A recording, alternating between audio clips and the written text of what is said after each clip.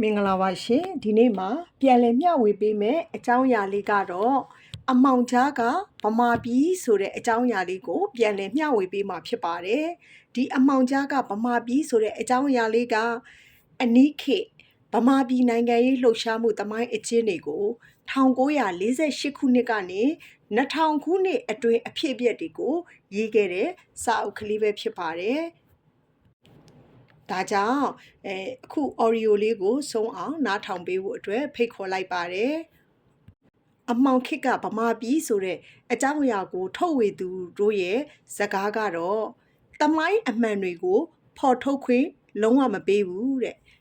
သမိုင်းအမှားတွေကိုကြောင်းသုံးပြဋ္ဌာန်းတဲ့ဆိုတဲ့ဂဏိကာလလို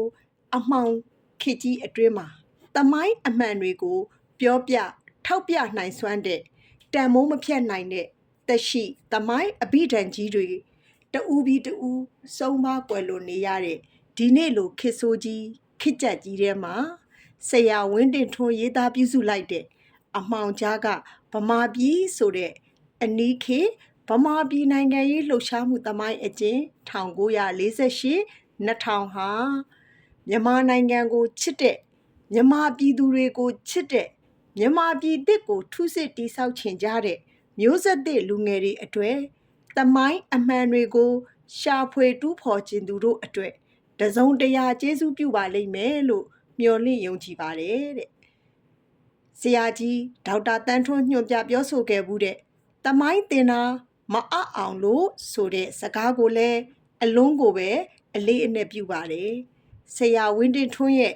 အားထုတ်လုံးပန်းမှုသမိုင်းဆိုင်ရာဗန္နာတိုက်ကြီးအတွင်ဆရာဝင်းတင်ထွန်းရဲ့ဖြည့်ဆွတ်ချက်တွေကိုဂုံပြုတန်မိုးထားစွာနှင့်လေ့လာလိုသူတို့အတွက်အခက်အခဲတွေကြားတဲ့ကပဲဒီစာအုပ်ကိုထုတ်ဝေခဲ့ပါတယ်တဲ့သမိုင်းအမှန်များများဖော်ထုတ်ဖူးပွင့်နိုင်ကြပါစေတဲ့လူပေါင်းတဲ့ဒီမိုကရက်တစ်ပါတီပြန်ကြားရေးဌာနတဲ့အလင်းအိမ်ဆဆောင်ရဲဘော်များဂျပန်တဲ့ဒီစာအုပ်ကလေးမှာဆိုရင်အပိုင်း9ပိုင်းနဲ့ဖော်ပြထားတာရှိပါတယ်ပထမအဦးဆုံးအနေနဲ့ကျွန်မကအပိုင်း1ကလေးကိုပြန်လဲမျှဝေပေးပါမယ်အပိုင်း1ကလေးကိုမမျှဝေခင်မှာဒီစာအုပ်ရဲ့ဏ္ဍန်ကဘာလဲဆိုရင်20ရာစုဗမာပြည်သမိုင်းကိုအကြမ်းမြင့်ကြည့်လိုက်မယ်ဆိုရင်တဲ့1900ခုနှစ်မှ1948ခုနှစ်အထိဟာကိုလိုနီခေတ်ဗမာပြည်သမိုင်း1948ခုနှစ်မှ2000ပြည့်နှစ်အထိဟာလွတ်လပ်ရေးကြေညာပြီးခေတ်ဗမာပြည်သမိုင်းတနည်းအားဖြင့်အမှောင်ခေတ်အနီးခေတ်ဗမာပြည်သမိုင်းလို့ပြောရပါလိမ့်မယ်တဲ့ကိုလိုနီခေတ်ဗမာပြည်သမိုင်းဟာကျွန်ခေတ်ဗမာပြည်သမိုင်းလို့ပြောရမှာဖြစ်တယ်လို့လွတ်လပ်ရေးကြေညာပြီးခေတ်ဗမာပြည်သမိုင်းဟာလည်းအမှောင်ခေတ်ဗမာပြည်သမိုင်းလို့ထပ်ဆင့်ဖွင့်ဆိုရမှာဖြစ်ပါတယ်တဲ့အခုဖော်ပြမဲ့သမိုင်းဟာအမှောင်ခေတ်ဗမာပြည်သမိုင်းဖြစ်ပါတယ်အမှောင်ခေတ်ဗမာပြည်သမိုင်းဟာအမှောင်ထဲကဗမာပြည်အကြောင်းပဲဖြစ်ပါတယ်အမှောင်ခေတ်ဗမာပြည်သမိုင်းကိုပြန်လည်ကြည့်လိုက်တဲ့အခါဗမာပြည်လွတ်လပ်ရေးကိုစတင်ကြေညာလိုက်တဲ့1948ခုနှစ်ကနေ1958ခုနှစ်အထိဖာစာပါလာ10နှစ်10မိုးခေတ်1958ခုနှစ်ကနေ1960အထိအိမ်ဆောင်အစိုးရစစ်အစိုးရခေတ်1960ကနေ1962အထိပထမပါထဆခေတ်1962ကနေ1988အထိဖာစာလာစစ်အစိုးရခေတ်1962ကနေ1988အထိကဖာစာလာစစ်အစိုးရခေတ်နောက်1988ခုနှစ်ကနေ2000ပြည့်နှစ်အထိနဝတနအဖခေတ်ဒီခေတ်တွေကိုထပ်ပြီးချုပ်ကြည့်လိုက်ရင်ဖာစာပါလာခေတ်နဲ့ဖာထဆခေတ်ကပါလီမန်ဒီမိုကရေစီခေတ်ဆလာခေတ်နဲ့နဝတနအဖခေတ်ကစစ်အာဏာရှင်ခေတ်နောက်ဆုံးအချုပ်ကပါလီမန်ဒီမိုကရေစီခေတ်နဲ့စစ်အာဏာရှင်စနစ်ခေတ်ဆိုတာကိုပဲတွေ့ရလိမ့်မယ်တဲ့ပါလီမန်ဒီမိုကရေစီခေတ်ကြီးအောက်မှာမှောင်နဲ့မဲမဲဖြစ်ခဲ့ရတဲ့ဗမာပြည်ဟာရှစ်အာဏာရှင်စနစ်ခေတ်အောက်မှာ ပိမ့်ပိတ်အောင်မှောင်တဲ့ဘဝကြားရောက်ခဲ့ရပါတယ်စစ်အာဏာရှင်စနစ်အမှောင်အောက်မှာဗမာပြည်ကြီးဟာအစင်းရဲဆုံးအငတ်ပြတ်ဆုံးရုပ်အဆိုးဆုံးအနာကျင်ဆုံးဖြစ်ခဲ့ရပါတယ်အမှောင်ဆုံးဖြစ်တယ်လို့အရှိကြဆုံးလည်းဖြစ်ခဲ့ပါတယ်ဖြစ်နေပါတယ်ဗမာပြည်ပြည်သူများရဲ့ညီညူတမ်းငိုကြွေးတမ်းအန်ကျိတ်တမ်းတောက်ခေါက်တမ်းရုန်းကန်တမ်းလှုပ်ရှားတမ်းတွေဟာလည်းတရံမလတ်ကြားနေရပါတယ်စစ်မှန်တဲ့လွတ်လပ်ရေးရဲ့အရာသာဗမာပြည်ပြည်သူများမခံစားရသေးပါအေးမြတဲ့ငြိမ်းချမ်းရေးအစစ်ရဲ့ရတဗမာပြည်ပြည်သူများမထိတွေ့ရသေးပါဒန်းတူညီမျှတဲ့အခွင့်အရေးနဲ့စစ်မှန်တဲ့အမျိုးသားသွေးစည်းညီညွတ်ရေးမတည်ဆောက်နိုင်သေးပါဘာကြောင့်လဲဘယ်လိုလဲဘာတွေဖြစ်ခဲ့ကြတာလဲမှန်မှန်ကန်ကန်ပြန်လဲကြည့်မြင်ကြစို့သုံးသပ်ကြဖို့လိုပါမယ်အတိတ်ကိုပြန်ကြည့်တာဟာသမိုင်းကိုပြန်ကြည့်တာဖြစ်ပါတယ်သမိုင်းကိုပြန်ကြည့်လိုက်တဲ့အခါငြိမ်းချမ်းရေးဖခင်ကြီးဒေါက်တာသခင်ကိုတော်မှလွတ်လပ်ရေးပြည်သူကဗိုလ်ချုပ်အောင်ဆန်းနောက်1930 1941ဒုဗမာစီယုံရေးကာလတွေမှာသခင်ကိုတော်မှနောက်သခင်မြတို့သခင်ဆိုးတို့သခင်တန်းထွန်းတို့သခင်ဘာဟိန်းတို့သခင်သိန်းဖေးသခင်နူးတို့ဒီအကြောင်းအရာတွေကိုဒီလူတွေရဲ့အကြောင်းဒီလူတွေကိုပြန်လဲမှတ်မိဖို့လိုပါတယ်။တမိုင်းနောက်ခံကားချက်ကိုပြန်လဲရှင်တွဲဆက်ဆက်ကြည့်ဖို့လိုပါတယ်။တမိုင်းကိုပြန်လဲကြည့်ရှုတဲ့အခါတမိုင်းနောက်ခံကားချက်များကိုလည်းပြန်လဲရှင်တွဲဆက်ဆက်ကြည့်ဖို့လိုပါတယ်။ဒါမှလည်းပုံမပြည့်စုံပီတလာမှာဖြစ်တယ်လို့တဘာဝကြကြတွေ့နိုင်မြင်နိုင်ရှုမိနိုင်မှာဖြစ်ပါတယ်အဖြစ်ပြက်တိုင်းဟာအကြောင်းရင်းခံရှိကြပါတယ်တမိုင်းအဖြစ်ပြက်တိုင်းဟာရှောင်းတခွင်ဖြစ်ပေါ်လာတာမဟုတ်ပါဘူးအကြောင်းရင်းခံတွေကိုသာတွေ့အောင်ရှာနောက်ခံကားချက်တွေနဲ့လဲတွဲဖက်ကြည့်တဘာဝကြကြကြည်နိုင်လေးလေးအမှန်တရားနဲ့နီးလေလေဖြစ်ပါတယ်လွတ်လပ်ရေးခေတ်ဗမာပြည်တမိုင်းကိုကြည့်ဖို့လွတ်လပ်ရေးစတင်ကြေညာမဲ့1948ခုနှစ်အရေးတော်ပုံကြီးကိုဒုဗမာအစည်းအရုံးကြီးကခေါင်းဆောင်ခဲ့တာဖြစ်ပါတယ်။ရေနံမြေအလုတ်သမားတို့ရဲ့တပိတ်တိုက်ပွဲတွေနဲ့စတင်လိုက်ပြီးအလုတ်သမားကျောင်းသားရဟန်းတန်ကမြို့နေလူဒန်းစားတွေနဲ့တောင်သူလက်သမားတွေပါတခဲနဲ့တက်ကြွကြွပါဝင်ဆင်နွှဲခဲ့ကြတဲ့ဗြိတိရှနယ်ချက်ဆန့်ကျင်ရေးအမျိုးသားရေးနဲ့ဒီမိုကရေစီရေးလှုပ်ရှားမှုအရေးတော်ပုံကြီးဖြစ်ပါတယ်။ဗြိတိရှနယ်ချက်သမားတွေဟာဒီအရေးတော်ပုံကြီးကိုအကြမ်းဖက်နှိပ်စက်ဖြိုခွင်းခဲ့ပါတယ်။အလုတ်သမားတွေကျောင်းသားတွေရဟန်းတန်ဃာတွေသခင်ခေါင်းဆောင်တွေအမြောက်ဖမ်းဆီးနှိပ်ကွပ်ခံရပါတယ်။ကျောင်းသားခေါင်းဆောင်ကိုအောင်ကျော်ကြာရှုံးခဲ့ရပါတယ်။မန္တလေးမှာအာဇန်ဒီ18ဦးပြစ်ခတ်တပ်ဖြတ်ခံခဲ့ရပါတယ်။ဒီအရေးတော်ပုံကြီးပေါ်ထွန်းခဲ့တဲ့ကာလဟာဗြိတိရှနယ်ချက်သမားရဲ့လက်အောက်61ဌာနအုပ်ချုပ်ရေးကာလအတွင်းမှာ1300ပြည့်အရေးတော်ပုံကြီးနောက်ပိုင်း1939ခုနှစ်ဩဂုတ်လ15ရက်နေ့မှာဗမာပြည်ကွန်မြူနစ်ပါတီပေါ်ပေါက်လာပါတယ်။ပထမဆုံးအထွေထွေအတွင်းရေးမှူးဟာသခင်အောင်ဆန်းမှာလျှို့ဝှက်ပါတီအဖြစ်ရပ်တည်ခဲ့ပါတယ်။မရှိမနှောင်ပေါ်ပေါက်လာတာကပြည်သူ့အရေးတော်ပုံပါတီပါ။မြေအောက်အဖွဲ့အစည်းတစ်ခုအဖြစ်နဲ့စတင်ခဲ့ရတာပါ။ဗမာပြည်ကွန်မြူနစ်ပါတီနဲ့ပြည်သူ့အရေးတော်ပုံပါတီဟာဒုဗမာအစည်းအရုံးကြီးကနေဖြာရှင်းလာခဲ့ခြင်းဖြစ်တဲ့အဖွဲ့အစည်းနှစ်ခုဖြစ်ပြီးတော့လျှို့ဝှက်အဖြစ်နဲ့ပဲရပ်တည်ခဲ့ကြတာနှစ်ပါတီစလုံးရဲ့ခေါင်းဆောင်များဟာလည်းပေမဒုဗမာအစည်းအရုံးကြီးထဲမှာအရေးကြီးတာဝန်များထမ်းဆောင်နေကြသူတွေဖြစ်ပါတယ်။ဗမာပြည်ကွန်မြူနစ်ပါတီကသခင်အောင်ဆန်းဟာဒုဗမာအစည်းအရုံးရဲ့အထွေထွေအတွင်းရေးမှူးကြီးဖြစ်ခဲ့တယ်လို့ပြည်သူ့အရေးတော်ပုံပါတီကိုခေါင်းဆောင်ဖွဲ့စည်းခဲ့သူသခင်မြဟာဒုဗမာအစည်းအရုံးကြီးရဲ့ဥက္ကဋ္ဌဖြစ်ခဲ့ပါတယ်။အဲ့ဒီအချိန်မှာဒုဗမာအစည်းအရုံးကြီးဟာနှစ်ချမ်းကွဲပြီးဖြစ်ပါတယ်။သခင်ပါစိန်သခင်ထွန်းအုပ်ဦးစီးတဲ့ဒုဗမာအစည်းအရုံးနဲ့သခင်ကိုတော်မှိုင်းဦးစီးတဲ့ဒုဗမာအစည်းအရုံးသ သခင်အောင်ဆန်းသခင်ဆိုသခင်တန်းထွန်းသခင်ပါဟဲသခင်သိမ့်ဖေသခင်နုသခင်မြသခင်ပါဆွေဥပရွှေတို့ဟာသခင်ကိုတော်မှဒုဗမာအစည်းအရုံးကပါတဲ့ကွန်မြူနစ်ပါတီပြည်သူ့အရေးတော်ပုံပါတီနဲ့ပင်မဒုဗမာအစည်းအရုံးကြီးတို့ဟာ1300ပြည့်အရေးတော်ပုံကြီးပြီးကြတဲ့က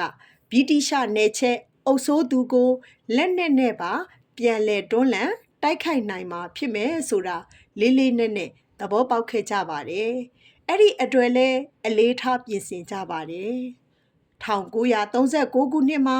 ဒုတိယကမ္ဘာစစ်ကြီးလဲစတင်ခဲ့ပြီးဖြစ်ပါတယ်။ဥရောပမှာပဲဖြစ်ပွားနေဆဲဖြစ်ပြီးအာရှကိုစစ်မီးမရောက်သေးပါ။အင်္ဂလိပ်အခက်ဗမာအချက်ကြွေးကြော်သံထွက်ပေါ်လာပါတယ်။1939ခုနှစ်အောက်တိုဘာလထဲမှာဗမာထွက်ရက်ကိုင်းကိုဒေါက်တာဗမော်ရဲ့စင်ရသားအဖွဲ့ငါးပွင့်ဆိုင်အဖွဲ့နဲ့ဒို့ဗမာအစည်းအရုံးတို့ပေါင်းပြီးဖွဲ့လိုက်ကြတာဖြစ်ပါတယ်။ဒို့ဗမာအစည်းအရုံးအမှုဆောင်အဖွဲ့ဝင်တွေဖြစ်တဲ့သခင်အောင်ဆန်းသခင်မြသခင်နူသခင်တန်းထွန်းတို့ပါဝင်လာကြသလိုဒေါက်တာဗမော်ဥက္ကဋ္ဌအထွေထွေအတွင်းရေးမှူးကသခင်အောင်ဆန်း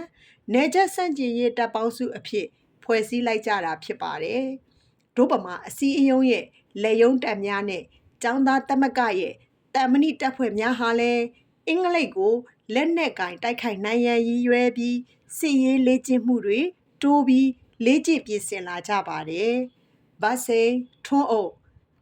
သခင်ကိုင်းကလည်း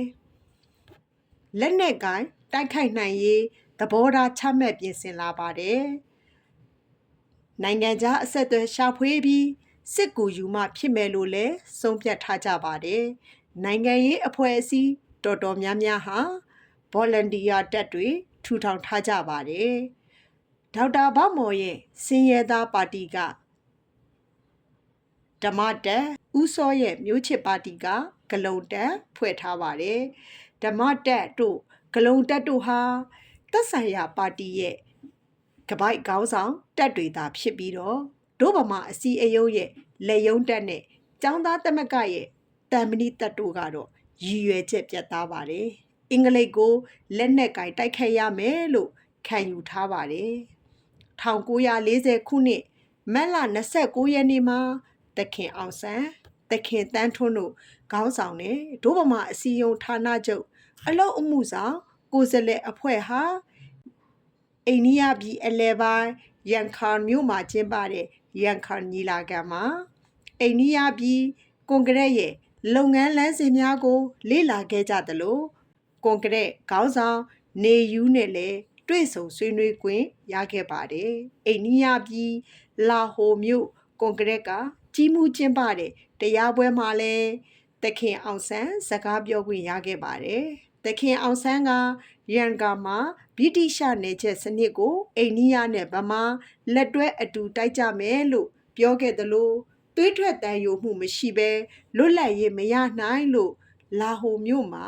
ပြောခဲ့ပါတယ်။သခင်အောင်ဆန်းသခင်တန်းထွန်းတို့အဖွဲ့အိန္ဒိယကပြန်ရောက်တဲ့အခါအိန္ဒိယမသွားခင်သခင်အောင်ဆန်းရေးခဲ့တဲ့စာတမ်းကိုဒို့ဗမာအစည်းအရုံးကထုတ်ပြန်ကြေညာပါတယ်။ဗမာအရေးနဲ့ပတ်သက်ပြီး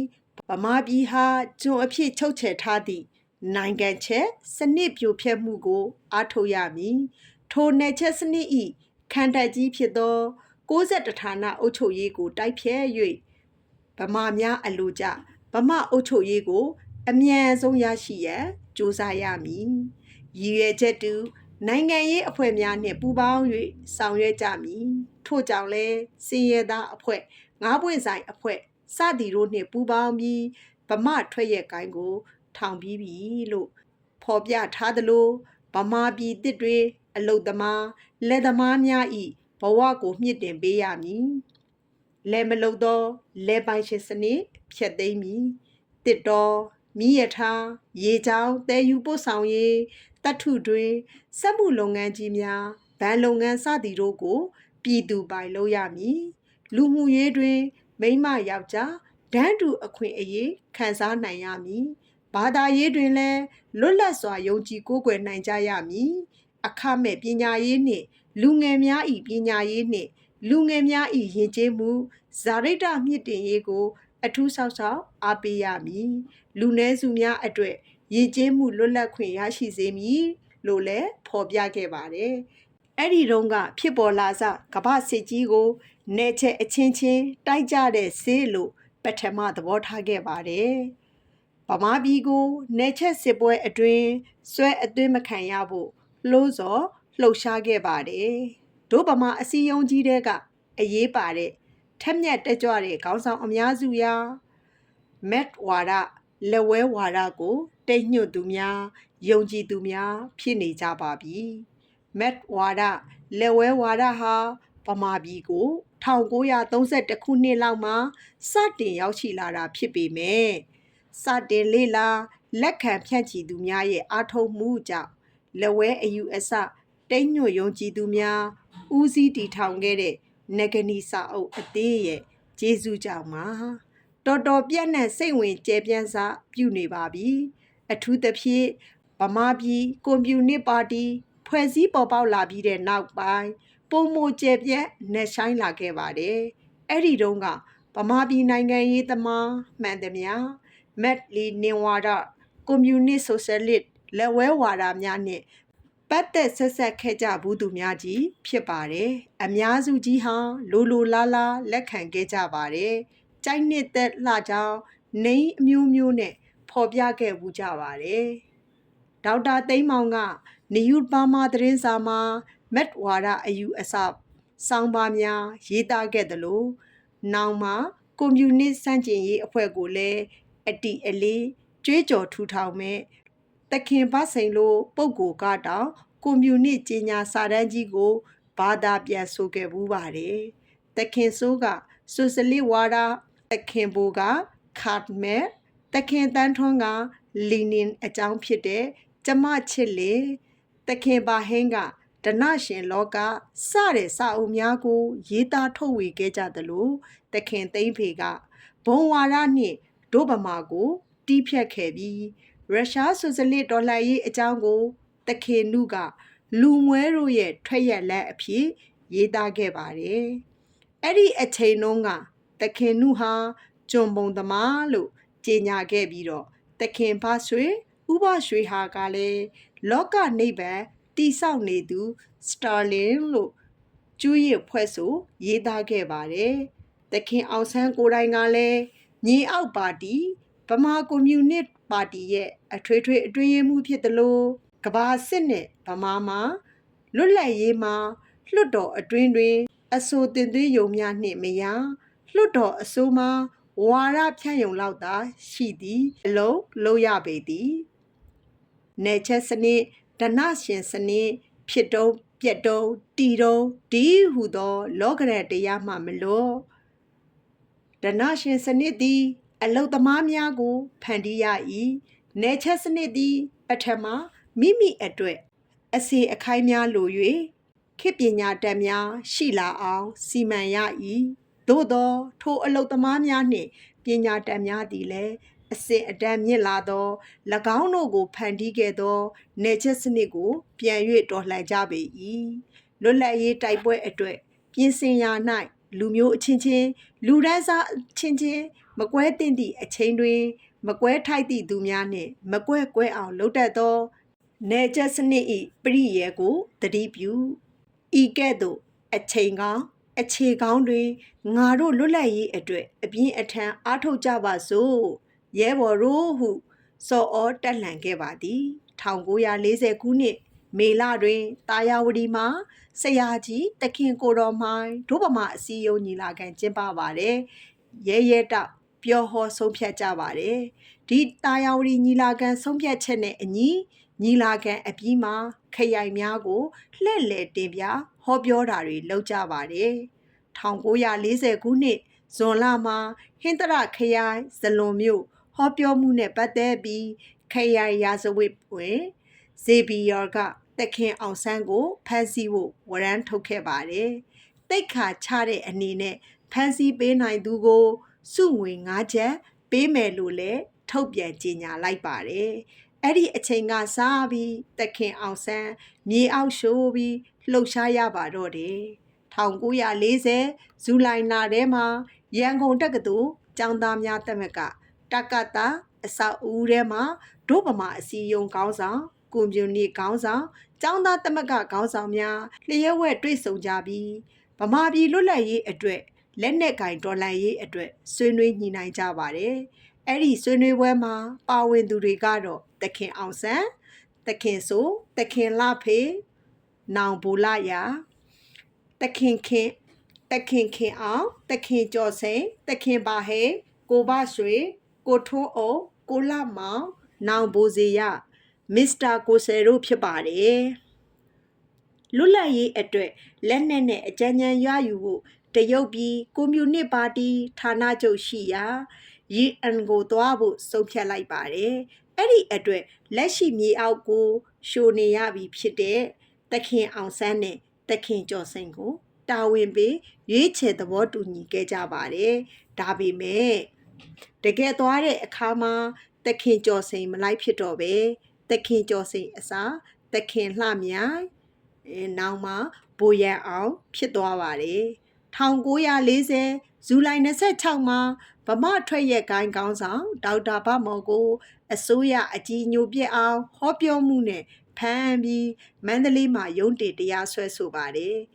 အင်္ဂလိပ်ရဲ့ရုပ်သေးအစိုးရကတော့နန်းရင်ဝင်ဂလုံဦးစောအစိုးရပါတခင်ခေါင်းဆောင်တွေတော်တော်များများတာယာဝတီညီလာခံအပြီးဟောပြောလှုံ့ဆော်မှုတွေနဲ့တယောက်ပြီးတယောက်ဇက်တိုက်အဖမ်းခံကြရပါတော့တယ်တခင်ဆိုတခင်တန်းထွန်းတခင်နူတခင်တင်တို့အဖမ်းခံခဲ့ရပါတယ်ထွန်းအုပ်ဗစိန်ဂိုင်းဘက်ကလည်းတခင်ကြီးတခင်ခင်မောင်တို့အဖမ်းခံရပါတယ်နာမည်ကြီးတခင်ခေါင်းဆောင်တွေထောင်သွင်းအကျဉ်းချထားခံရတာအနေနဲ့အရရက်မှာဖြစ်လာပါတယ်တခင်အောင်ဆန်းနဲ့တခင်လှမြိုင်တို့နှစ်ယောက်ရုပ်ဖြဲပြီးဟိုင်လီသင်းမောနဲ့8 လ1940နေ့မှာတရုတ်ပြည်ခရီးကိုစတင်ပါတယ်24ရက်နေ့မှာတရုတ်ပြည်အမွိုင်မြို့ကိုဆိုက်ရောက်သွားပါတယ်တရုတ်ကူမင်တန်နဲ့ဂျပန်ရေတပ်ပိုင်တဲ့အနီးအမွိုင်မှာသရဲချပြီးတရုတ်ကွန်မြူနတီပါတီနဲ့အဆက်အသွယ်ရဖို့ကြိုးစားနေကြတော့မှပါလာသမျှငွေကုန်ပြီးငွေကြေးအကျက်အတဲကြုံကြပါတယ်ဗမာပြည်လှမ်းပြီးငွေကြေးအကူအညီတောင်းတော့ဗန္နာရေးတာဝန်ခံသခင်လှဖေကလိုက်အလူခံရဗမာထွက်ရက်ကိုင်းကြီးကိုလည်းအလူခံမိပါတယ်ဂျပန်လိုလားသူဒေါက်တာသိန်းမောင်တည်သွားပြီးဒေါက်တာသိန်းမောင်ကဆူဆူကီကိုပြောပြတဲ့အတွက်သခင်အောင်ဆန်းနဲ့သခင်လှမြိုင်ဓာတ်ပုံကိုဆူဆူကီကယူသွားပြီးအမွိုင်ကနေတိုဂျိုပို့နိုင်ရေးစီစဉ်มาတော့တယ်အဲ့ဒါကြောင့်ဗမာပြည်လွတ်လပ်ရေးအတွက်လက်နက်နဲ့အကူအညီရရေးတရုတ်ပြည်ကွန်မြူနတီပါတီစီသွားခဲ့ကြတဲ့သခင်အောင်ဆန်းနဲ့သခင်လှမြိုင်တို့ဟာနောက်ဆုံးဂျပန်ကိုရောက်သွားရပါတော့တယ်1940ခုနှစ်မှာဗစိန်ထွန်းအုပ်ဂိုင်းကလည်းဂျပန်နဲ့အဆက်အသွယ်ရဖို့စူးစမ်းနေကြပြီဖြစ်ပါတယ်ဂျပန်နဲ့အဆက်အသွယ်ရပြီးတဲ့အခါအကူအညီအတွက်ဂျပန်ကယူရီးယားဘက်ကိုကူပါဟိုမှာပြည့်ပြည့်စုံစုံစီစဉ်ဆောင်ရွက်ပေးမယ်ပြောတဲ့အတွက်သခင်ဗစိန်ကိုယ်တိုင်ယူရီးယားသွားရန်ကြိုးစားပါတယ်ဒါပေမဲ့လမ်းမှာပဲအင်္ဂလိပ်အဖမ်းခံလိုက်ရပြီးထောင်တစ်နှစ်ကြာသွားရပါတယ်သခင်ဗစိန်အဖမ်းခံရပြီးနောက်ကြံလူများကဆက်ကြိုးစားကြရင်သခင်အောင်တန်းနောင်ဘိုလာရောင်တယောက်ယူရီးယားကိုချောချောမောမောရောက်သွားပါတယ်နောက်မှာဂျပန်ကိုစစ်ပညာသင်များလွတ်နိုင်ရေးအခိုင်အမာဆောင်ရွက်နိုင်ခွင့်ရသွားကြပါတယ်1941ခုနှစ်ဆန်းပိုင်းရောက်တော့တခင်မြခေါင်းဆောင်ပြီးအင်္ဂလိပ်ကိုလက်နက်ကင်တော်လှန်မှုဗဟိုမြေအောက်တော်လှန်ရေးအဖွဲ့တွေလျှို့ဝှက်ဖွဲ့စည်းခဲ့ပါတယ်ဗဟိုမြေအောက်တော်လှန်ရေးအဖွဲ့ရဲ့ဥက္ကဋ္ဌအဖြစ်တခင်မြကတာဝန်ယူပြီးခရိုင်20ခွဲပြီးဖွဲ့စည်းပါတယ်အဲ့ဒီအဖွဲ့ခွဲတွေထဲမှာပါဝင်ခဲ့ကြတဲ့တချို့သောခေါင်းဆောင်တွေဟာဒုဗမာအစည်းအရုံးကိစ္စနဲ့အဖမ်းဆီးခံရတာတွေလည်းပေါ်လာပါတယ်အဖမ်းဆီးခံကြရတဲ့သခင်ခေါင်းဆောင်တွေ ထောင်တွေထဲမှာမနှဲတော့ပါကြံကောင်းဆောင်အများစုဟာလည်းလျှက်ဝဲပြီးမြေအောက်လှုပ်ရှားမှုတွေကိုပါအလေးထားပြီးလောက်ကင်လှုပ်ရှားနေကြရပါတော့တယ်အဲ့ဒီလိုအချိန်မှာ1940ခုနှစ်မတ်လထဲမှာသခင်အောင်ဆန်းဂျပန်ကနေရန်ကုန်ကိုလျှက်ဝဲပြီးတစ်ခေါက်ပြန်လာခဲ့ပါတယ်ပသိမ်ကိုစံတင်မို့လာတဲ့ကုန်တင်သင်္ဘောတစ်စီးမှာသင်္ဘောအရာရှိရောက်ဆောင်ပြီးလိုက်လာတာဖြစ်ပါတယ်ပသိမ်ကနေရန်ကုန်ကိုဆင်းချလာပြီးတင်ငန်းကျိုးတနေရာမှာပြည်သူ့အရေးတော်ပုံပါတီ PRP ကသခင်ချစ်နောင်ဗမာပြည်ကွန်မြူနစ်ပါတီအတွင်းရေးမှူးနဲ့တွေ့ဆုံပါတယ်သခင်ချစ်သခင်ထွန်းရွှေတို့ရဲ့အစီအစဉ်နဲ့ပြည်သူ့အရေးတော်ပုံပါတီကခေါင်းဆောင်များနဲ့ဆွေးနွေးကြပါတယ်ဂျပန်ကပေးမဲ့အကူအညီအကြောင်းဗမာမျိုးချစ်လူငယ်တွေကိုဂျပန်လှုပ်ပြီးစစ်ပညာသင်ယူရေးအစီအစဉ်တွေအကြောင်းအသေးစိတ်ဆွေးနွေးကြပါတယ်သခင်အောင်ဆန်းတင်းမောနဲ့အပြန်မှာသခင်ကိုတော်မှိုင်းဒုဗမာအစီအယုံကသခင်လှဖေ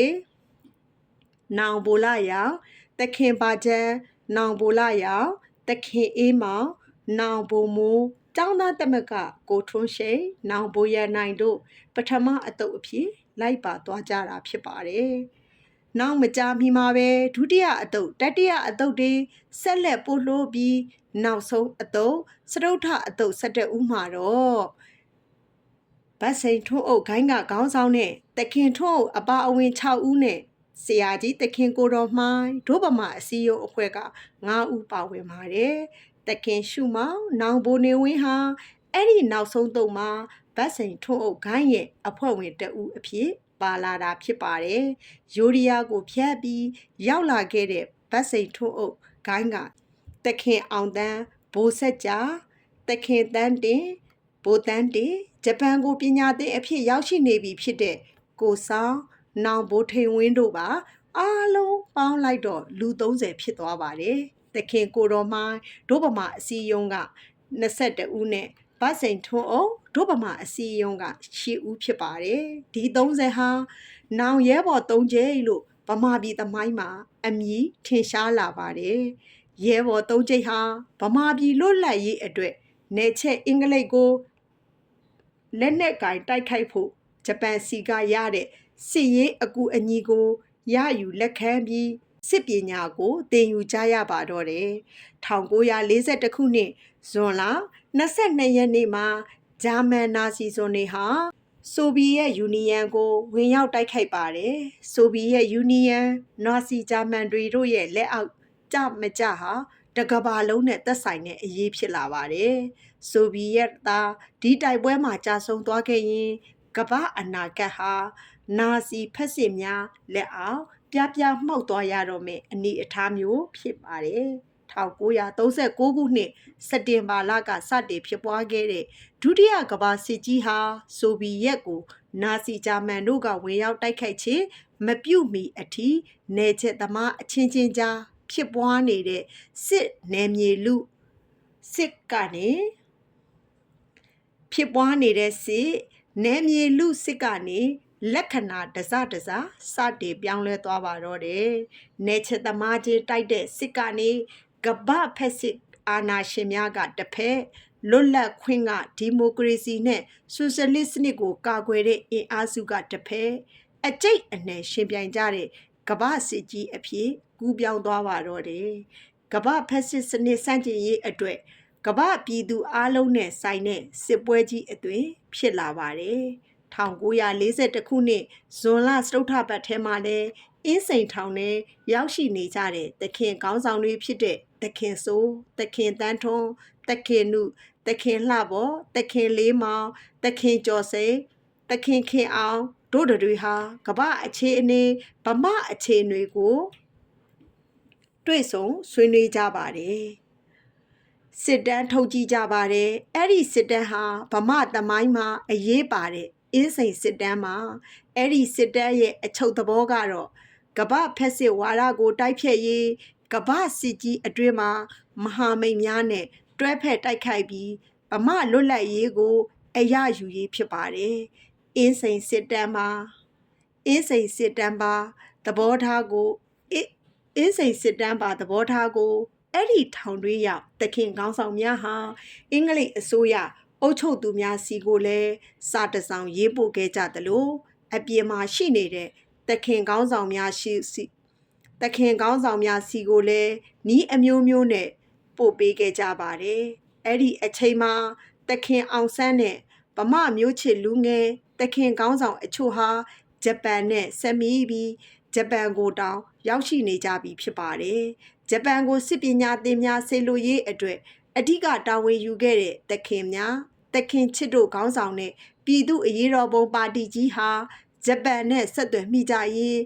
လက်လွန်နေမိခဲ့ကြပြီဖြစ်ပါတယ်ဒါကြောင့်1942ခုနှစ်ဇူလိုင်လလယ်မှာကျင်းပတဲ့ဒို့ဗမာအစည်းအရုံးconference ဗဟိုကော်မတီအစည်းအဝေးမှာဒို့ဗမာအစည်းအရုံး conference ဗဟိုကော်မတီအစည်းအဝေးမှာထောင်ကလွတ်ကာစတခင်တန်းမြိုင်ကြောက်စဲတခင်လိုင်းရေနံချောင်းတို့လိုပုပ်ကိုတွေကအင်းစိန်စစ်တမ်းပါသဘောထားအမြင်သစ်ကိုတင်ပြဆွေးနွေးကြပေမဲ့တခင်ပါဟိန်စတဲ့ခေါင်းဆောင်တွေကမူလ policy အတိုင်းပထမအင်္ဂလိပ်နယ်ချက်ကိုစန့်ကျင်တိုက်ခိုက်နောက်မှာဂျပန်တို့ဤခြေလမ်းကိုကြည့်ပြီးဂျပန်ကိုပါတိုက်ဆို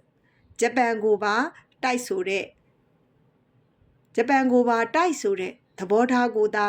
အတည်ပြုတင်ကြောင်းရှင်းလင်းတင်ပြပြီးလက်ခံလိုက်ကြပါတယ်1930ခုနှစ်ကတရုတ်ပြည်ကိုတိုက်ပြီးတရုတ်ပြည်တဲ့1930ခုနှစ်ကတည်းကတရုတ်ပြည်ကိုတိုက်ပြီးတရုတ်ပြည်တဲ့ရောက်ရှိနေတဲ့ဂျပန်ဟာ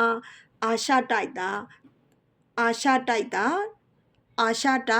တူညီမျှရေးကြွေးကြော်တန်နဲ့ကမ္ဘာအရှေ့ချမ်းတစ်ခုလုံးကိုစိုးမိုးသိမ်းပိုက်နိုင်ဖို့အခိုင်အမာကြံရွယ်ထားပြီးဖြစ်ပါတယ်။ဒါပေမဲ့ဒုတိယကမ္ဘာစစ်ကြီးအတွင်းဂျပန်ဟာတရားဝင်မပါသေးပါ။အမေရိကန်လည်းတရားဝင်မပါသေးပါ။ဆိုဗီယက်ကိုနာဇီဂျာမန်တို့ဝင်တိုက်ခိုက်ချိန်ကစပြီးကမ္ဘာစစ်ကြီးရဲ့အရေးကြီးလက္ခဏာပြောင်းလဲလာသလိုကမ္ဘာစစ်မီးရဲ့အရှိန်ဟာလည်းပုံမပြင်းထန်လာပါတယ်။ဗမာပြည်လွတ်လပ်ရေးအတွက်နီးမျိုးစုံနဲ့ကြိုးပမ်းအားထုတ်လှုပ်ရှားမှုတွေဟာလည်းတိတိတသားမြင့်မားလာချိန်မှာအင်္ဂလိပ်ရဲ့ရုပ်သေးအစိုးရဂလုံဦးစောဟာလည်းသူ့ရဲ့နိုင်ငံရေးအရှိန်အဝါလိန်ညာစိုက်ထူထားနိုင်ရေးအတွက်ဗမာပြည်ဘရင်ကစာဒေါ်မန်စမစ်ရဲ့အပေးအယူလုပ်ပြီးဗမာပြည်ဘရင်ကစာဒေါ်မန်စမစ်နဲ့အပေးအယူလုပ်ပြီးဗမာအရေးကိုဆိုရင်လန်ဒန်သွားဖို့ပြင်ပါတယ်အော်တိုဘာလထဲမှာ ICS ဦးတင်ထွတ်ကိုအတွင်းဝင်အဖြစ်ခေါ်သွားပြီးဗမာပြည်ဆိုင်ရာအတွင်းဝင်အေမရီနဲ့ချာလီနဲ့လုပ်ပါတယ်အင်္ဂလိပ်ကစစ်ကြီးပြီးရင်ဗမာပြည်ကိုဒိုမီနီယန်အဆင့်ထိမြင့်တင်ပေးပါမယ်ဆိုတဲ့ဂရိကိုတောင်မပေးပါပါဇက်ဂရိလေးတောင်မရခဲ့ပါဂျပန်ရောက်တခင်အောင်ဆန်းခေါင်းဆောင်တဲ့ရဲဘော်၃ကျိတ်ဟာဂျပန်သိမ်းထားတဲ့ဟိုနန်ကျွန်းမှာ1942ခုနှစ်ဩဂုတ်လကအောက်တိုဘာလလယ်အထိထိုင်ဝမ်ကျွန်းမှာအောက်တိုဘာလယ်ကနေဒီဇင်ဘာလဆန်းအထိဂျပန်ကပေးတဲ့စစ်ပညာကိုအခက်အခဲအမျိုးမျိုးပင်ပန်းဆင်းရဲမှုအဖုံဖုံကြားကနေသင်ယူနေကြရပါတယ်1942ခုနှစ်ဒီဇင်ဘာမှာအမေရိကန်ပိုင်ဟာဝန်ဂျီကျွန်းပလဲစိတ်ကမ်းကိုအလစ်အငိုင်းဘုံကျဲတိုက်ခိုက်ပြီးဂျပန်ဟာကမ္ဘာစစ်ကြီးအတွင်းဝင်ရောက်လာပါတော့တယ်ဒီဇင်ဘာလ10ရက်နေ့မှာဂျပန်ကအင်္ဂလိပ်အမေရိကန်တို့ကိုတရားဝင်စစ်ကြေညာသလိုအမေရိကန်ကလည်းတရားဝင်ဂျပန်ကိုစစ်ကြေညာပြီးကမ္ဘာစစ်ကြီးတွေရောက်လာပါတော့တယ်ဒီဇင်ဘာ17ရက်နေ့မှာအမေရိကန်ကဂျာမန်နဲ့အီတလီကိုလည်းစစ်ကြေညာပါတော့တယ်ဖက်စစ်နာဇီများဖြစ်ကြတဲ့ဂျာမန်အီတလီဂျပန်ဝင်ရိုးစွန်း၃နိုင်ငံအင်အားစုကတစ်ဖက်အင်္ဂလိပ်ပြင်သစ်အမေရိကန်ဆိုဗီယက်မဟာမိတ်အင်အားစုများကတစ်ဖက်တကမ္ဘာလုံးလွှမ်းခြုံတဲ့ကမ္ဘာစစ်ကြီးဟာကမ္ဘာပြည်သူအလုံးနဲ့ပတ်သက်လာရပါတော့တယ်1942ခုနှစ်ဒီဇင်ဘာလ9ရက်မှာအင်္ဂလိပ်အစိုးရကဒို့ဗမာအစည်းအရုံးကို